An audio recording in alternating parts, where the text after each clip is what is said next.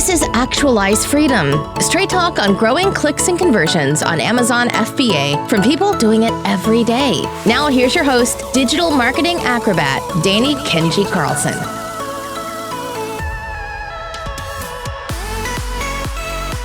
All right, what is up, guys? Danny Carlson here with the Actualize Freedom podcast, and this one is super important if you're doing anything with Facebook Messenger for your product launches or for ranking campaigns or anything like that. You're going to need to be compliant with the new Messenger updates. And we have here a previous guest of the podcast, Michelle Barnum-Smith, who is known as one of the leading experts in Messenger marketing, specifically for Amazon FBA. And a lot of people, they heard about these updates. It gets a little bit technical and everything like that. So maybe that's a good place to start. Like, what does this really mean in layman's terms for an Amazon seller who is going to be doing some Facebook Messenger marketing? Hey guys, Michelle here. Thanks for having me on, Danny.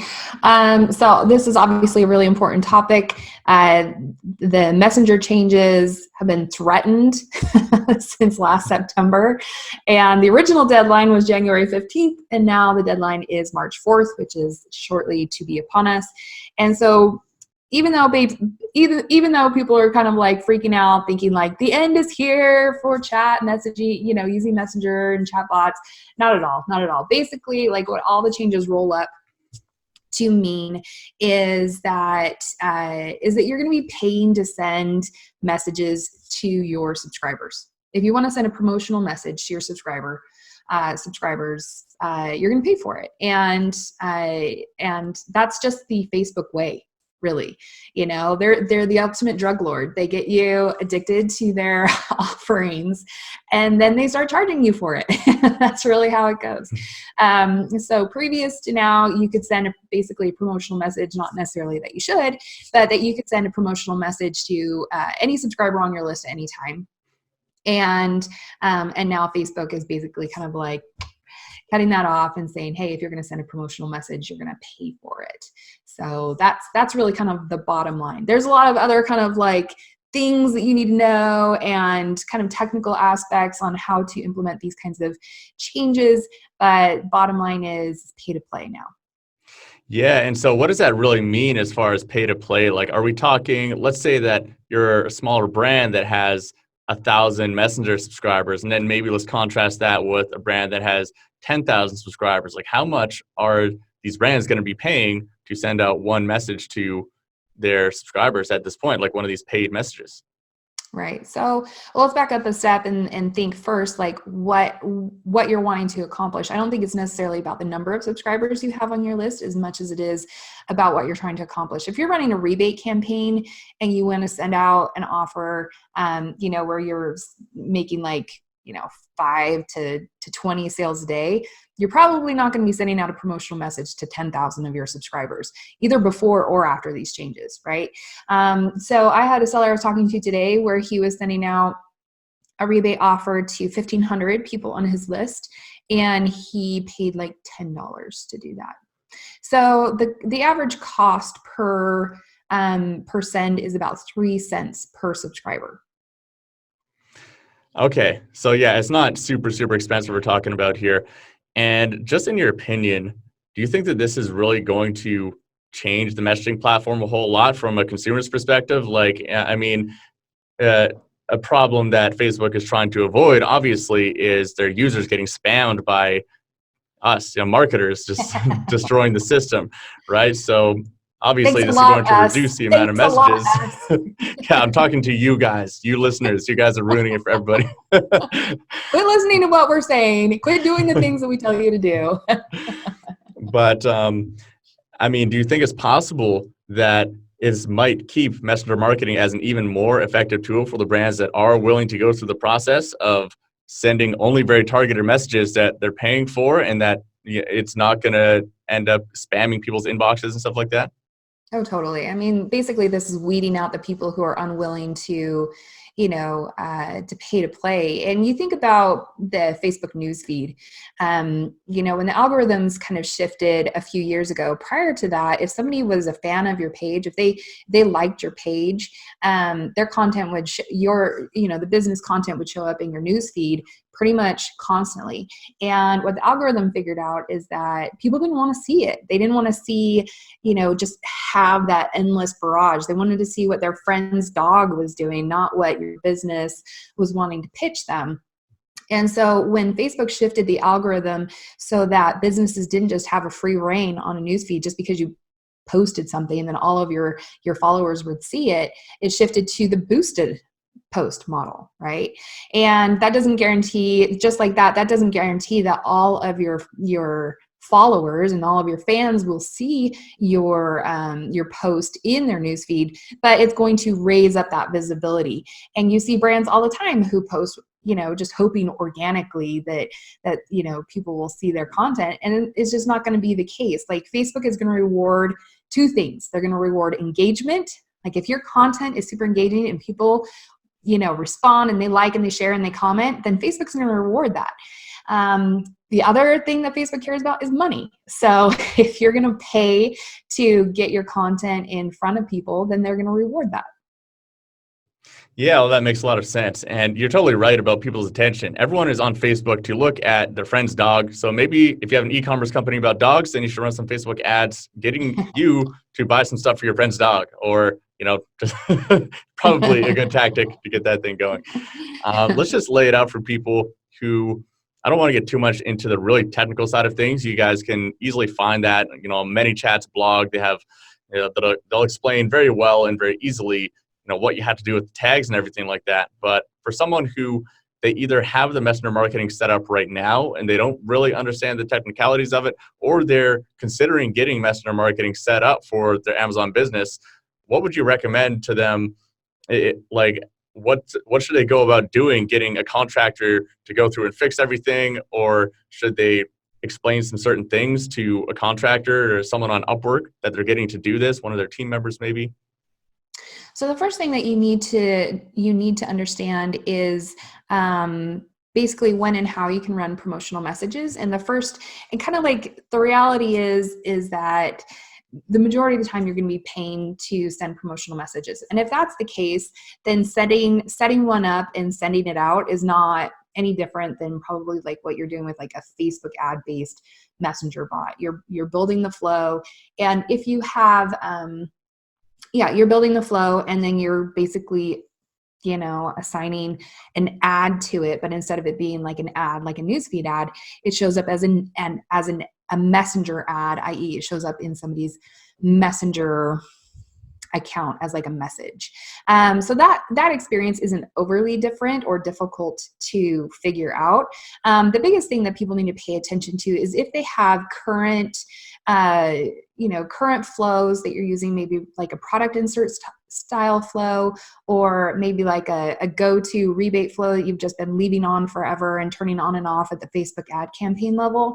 If you're asking and following up for reviews, Facebook does consider asking for reviews to be promotional content. And so it's really important to update your flows, kind of like two steps to update your flows there. First, you need to follow up with people in asking about how their order, if they've received their order, basically like what we call kind of like a post-purchase update. And when you do that, you're able to use one of the very special 4 tags that Messenger has anointed as permission for that, that message to get sent outside of like a 24-hour engagement window. And so as long as you're asking like, hey, how's your order? You're not just jumping straight into the review. You say, hey, did you receive your order? They say yes, and ask how they liked it. If they like it, ask for that review. If they don't like it, send them to customer service.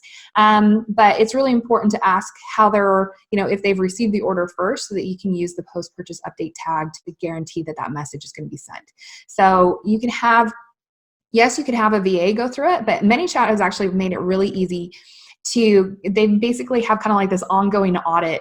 If you log into your ManyChat dashboard, there's gonna be like a big red box that'll tell you what percentage of your flows are just like not going to send after the March 4th deadline.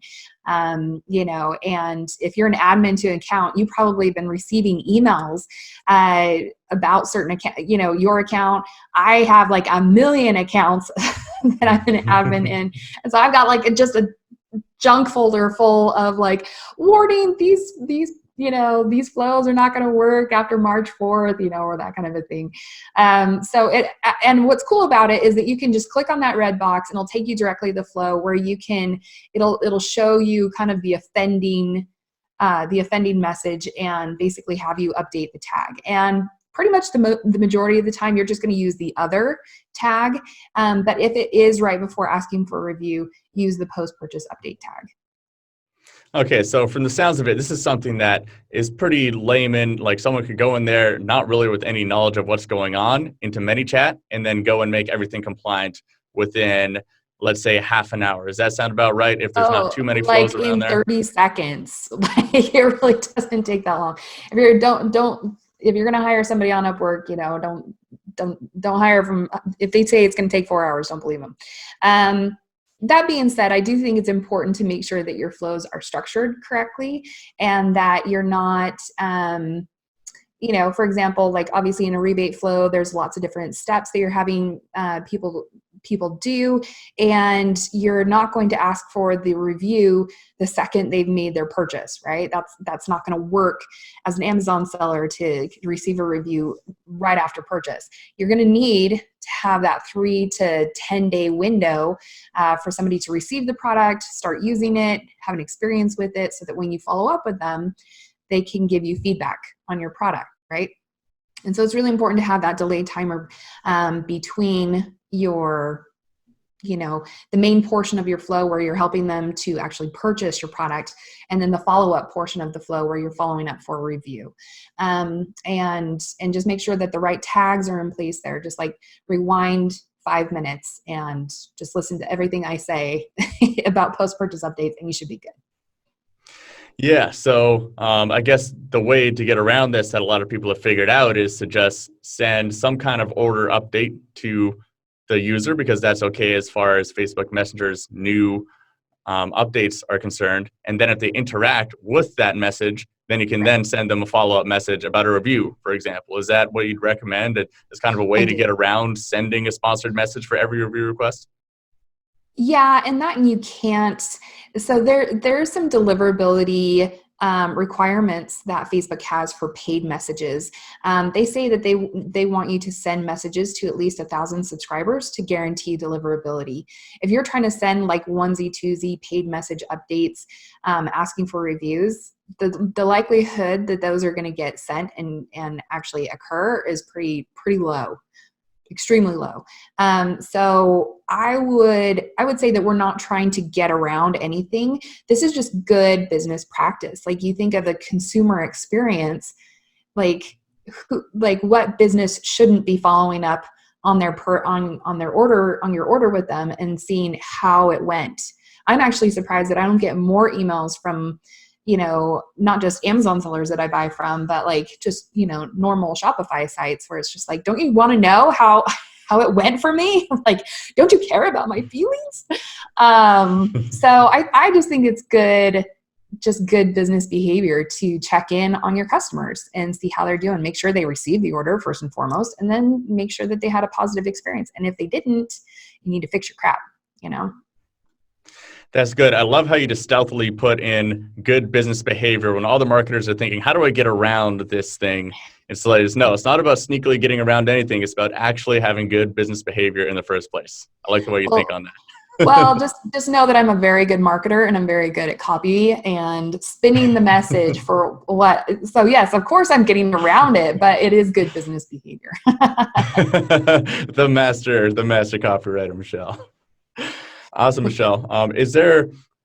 So going forward here, other than what we just talked about, it sounds like this is not that big of a thing really for people to deal with. They're going to have to make some changes in what they're currently doing, and going forward, there's going to be some small changes in what they're doing. Is there anything else you'd really recommend that people pay attention to? Any like new emerging strategies that are coming out because of this, or maybe old ones that used to be popular but they just cannot do anymore? Anything like that? So ManyChat is such a great platform because like when Messenger bogs, ManyChat weaves, like they're just like, okay, what do we got to do? What do we got to do to adapt? And I love them for it. So one of the things that they have done is actually expand the things that you can do with your subscribers. So instead of just using ManyChat as a messenger marketing platform, you can now use ManyChat as an omni-channel marketing platform, meaning, you can send emails directly from ManyChat. You can send SMS texts directly from ManyChat. And so what this means for your promotions is basically, from a cost perspective, I have a lot of sellers who just feel really comfortable running Facebook ads using chatbots. They don't go back to their subscribers ever, and that's fine if you want to do that. But just know that you're going to be paying about $1 to $3 per subscriber, and depending on whether you're using a coupon code call to action, which usually gets like a 75% completion rate, or a rebate call to action, which usually gets a 25% completion rate, then you have to figure out what your cost per completed, what your cost per conversion is. So if it starts out at like $1 to $3 per subscriber, then you got to do the math on that. If you want to go back to your subscribers and send them like paid or sponsored messages, those are going to cost about 3 cents per subscriber to send to. If you want to send an email through ManyChat and even like structure like an omni-channel integrated campaign, meaning, if you can send a message for free to your subscribers, i.e. they're within a 24-hour engagement window, you can do that. And then if you're not, if your subscribers are not within that window, it'll trigger an email to be sent. And emails right now through Messenger cost like 0.001 cents per subscriber. Now the open rate and the click-through rates are what they are with email. So you have to kind of factor that into, what you're looking at. I always recommend that you baseline for your own subscribers. But then the really cool thing is that ManyChat now, it has like SMS functionality. So you can send, if you're capturing people's phone number, if you're running rebate campaigns, you should absolutely be capturing people's phone number as part of their rebate submission. And then, for future campaigns, integrate SMS offers as well, because with ManyChat, those are costing like 1 cent right now. So SMS texts are like the cheapest through of all of the options, right? And it sees just as good of open rate and click-through rate as Messenger has, like that 90% open rate, that 60 to 80% click-through rate. And what's cool about it, because they're ManyChat based, they can all like trigger the same flow and go back, take somebody back into Messenger, start that conversation window open again, and everything else just happens like normal. So some really cool tech that's coming. Also, one key thing that was announced in January when the date was pushed back by Facebook was the like one-time notification function was announced. And this basically, in theory, the idea is that if somebody wants to keep getting updates about like, hey, like my stock price is going up, I want to get that update on hearing when my stock goes up or goes down, that kind of a thing.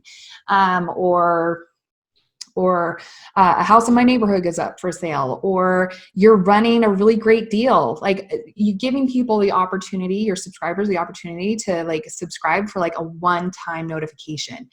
And basically I just got added to like a super secret ManyChat beta that I'm under NDA, that I can't even talk about like what's going on with it, but it's all about beta testing this feature with ManyChat and Messenger.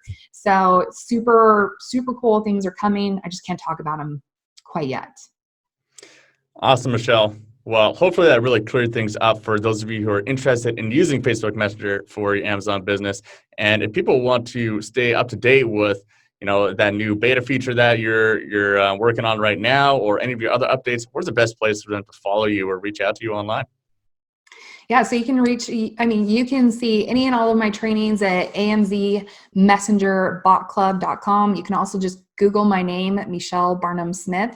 And if you really want to go deep on the technical changes that are coming to Messenger, I did an hour and a half webinar on all the tags, what the 24+1 rule is, all of the things that we didn't get into tonight because they're a little bit more technical than we wanted to get into. You can find that on my YouTube channel. Just search my name in YouTube and you should be able to find that. Or I suppose we could put it in the show notes, Danny. We'll probably put that link in the show notes. It will indeed be in the show notes. For those of you who cannot remember URLs just listening to podcasts, I know I listen to my podcast on 2x speed, so it is very difficult to remember all the URLs. But you can find those on actualizefreedom.com as always. And thank you for your time, Michelle. Super valuable for the audience. And for those of you who have not left a review already, please leave a review on iTunes, on Stitcher, wherever you listen to your podcasts. 5-star reviews are always appreciated. 1-star reviews make me cry. You guys know that. I say that every single time, and it's true. It makes me really sad when I see that 1-star review. So 5-star reviews for the Actualize Don't be a jerk. Yeah. Danny's awesome. You heard it. You heard it, guys. Until next time, kick some ass. For show notes and resources mentioned in this episode, visit kenjiroi.com.